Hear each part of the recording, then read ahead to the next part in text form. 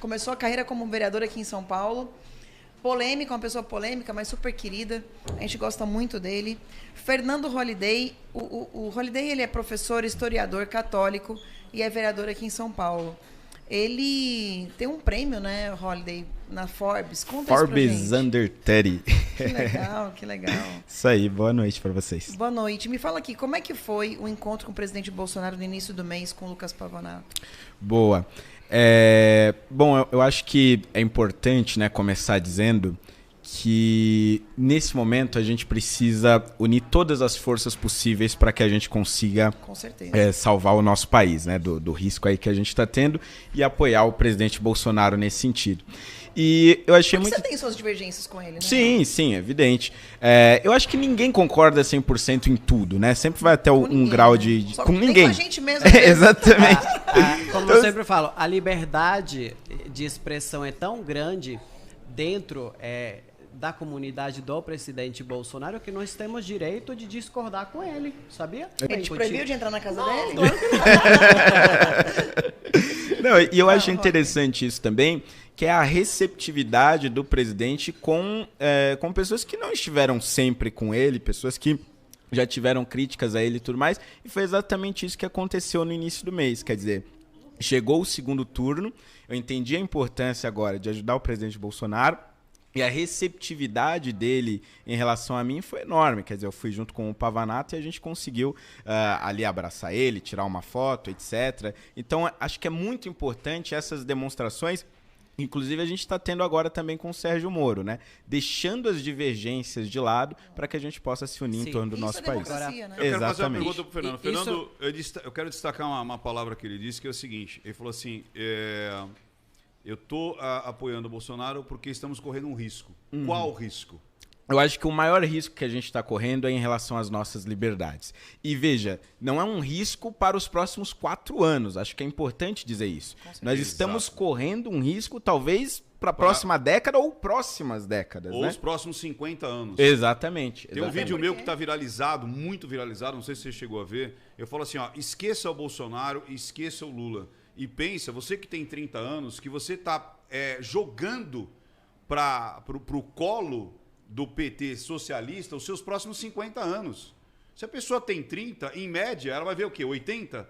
Exato. Olha o risco. O que eu tenho, me dá um nó, é ver uma molecada de 30 anos que não viveu o que era o mensalão e petrolão, defendendo o Barba e jogando a sua vida, a sua possibilidade de ser alguém no lixo por conta dessa promessa de picanha. Ah, eu odeio o Bolsonaro. Que continue odiando, você não vai casar com ele, você entendeu? Que continue odiando o Bolsonaro, mas não odeie a sua vida, criatura. Deixa de ser idiota. É sua vida, como o Fernando Holliday acabou de falar. É o risco, não é dos próximos 4. É o risco de engatar e a gente não sair mais. E você, assim, como é que é para você essa questão do apoio ao presidente Bolsonaro, né? Porque você vai apoiar o Bolsonaro e o Tarcísio agora no segundo turno. Exatamente. Inclusive, estou no partido do Tarcísio agora. Sou um republicano. Que Exatamente. Bom, parabéns, seja muito bem-vindo. Obrigado. E como é que é para você? Você enfrentou alguma resistência? Ou o seu público também já é muito anti-PT, não é? Bastante anti-PT. Mas acho que uma coisa interessante que a gente estava falando aqui, e eu fiz esse vídeo recentemente, que é o seguinte, eu tenho muitas pessoas ainda que me seguem e que ainda cogitam o voto nulo. E é muito interessante isso, porque eu gravei um vídeo específico para essas pessoas dizendo o seguinte, olha, você pode ter divergências com o Bolsonaro das mais diversas possíveis, você pode até não gostar nem um pouco do Bolsonaro, etc., mas só existe um caminho possível onde o seu direito de discordar vai estar preservado.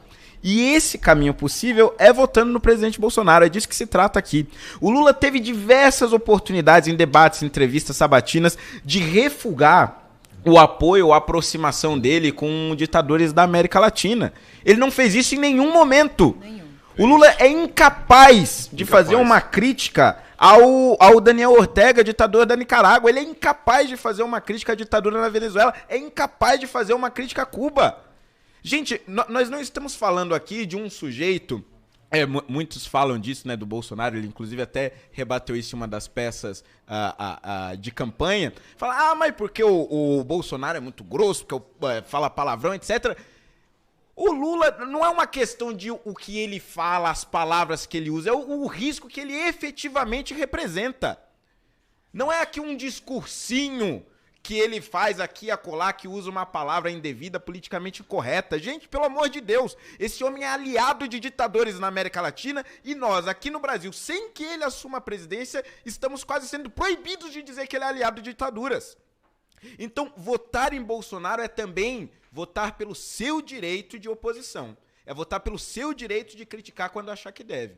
Então, aquelas pessoas que ainda pensam em votar nulo, infelizmente, algumas delas estão sendo utilizadas como uma espécie de massa de manobra de pessoas que se dizem de direita, mas que, no fundo, preferem a volta do PT para se oporem ao petismo lá na frente e depois se erguerem como heróis, como salvadores da pátria. Então, a gente precisa tomar muito cuidado com isso agora nesse segundo turno. Eu queria perguntar para o Holliday. O pessoal pediu para a gente esclarecer aqui. Diz que muita imprensa usou bastante você para dizer que o Bolsonaro era racista. Você sentiu algum racismo da parte dele alguma vez? Nem um pouco, nem um pouco. Eu acho que uma coisa que a gente precisa discutir nesse país é se o racismo que a imprensa se importa, ele tem lado. Porque eu, ainda na eleição de 2018, eu fui xingado pelo Ciro Gomes de Capitão do Mato. Capitão do Mato, só para contextualizar aí quem está nos acompanhando, era uma figura da época da escravidão, geralmente um escravo, que era utilizado para perseguir outros escravos, isso é, aqueles que fugiam. E quando ele capturava aquele escravo fugitivo, ele levava ele de volta para a senzala, chicoteava, castigava, etc., e fazia as maiores coisas horrendas que você pode imaginar. Ou seja, o Ciro Gomes estava dizendo que eu era este negro do passado que é o traidor da sua própria raça. Você não viu nota na imprensa dizendo que Ciro Gomes era claramente racista. O Ciro Gomes foi condenado em primeira instância, foi condenado em segunda instância, ele perdeu o processo, está condenado a me pagar a indenização por isso, e não há um reconhecimento da imprensa de que ele é racista. Por quê? Porque ele é de esquerda. É disso que se trata. O Bolsonaro nunca deu uma declaração flagrantemente racista, não, nem contra mim, nem contra ninguém. E mesmo assim essa narrativa prevalece.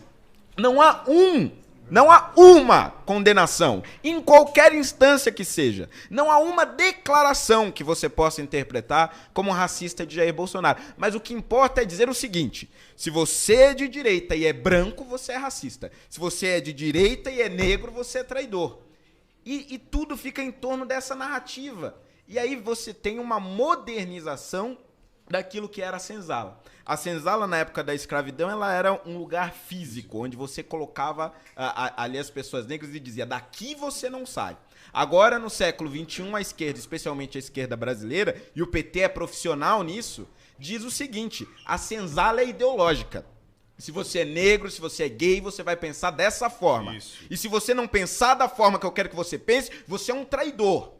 E contra você eu posso usar todas as armas possíveis. Se você é negro e não é de esquerda, eu posso ser racista com você. Se você é gay e não é de esquerda, eu posso ser homofóbico com você. Porque dane-se a coerência.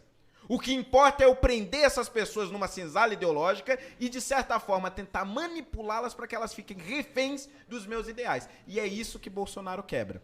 E é isso que a direita quebrou no Brasil em 2018, vem quebrando ao longo desses anos, e é importante também que nessa eleição nós vençamos mais uma vez, para que finalmente as minorias, sejam elas quais forem, sejam libertadas dessas amarras que a esquerda tem criado no nosso país. Sensacional.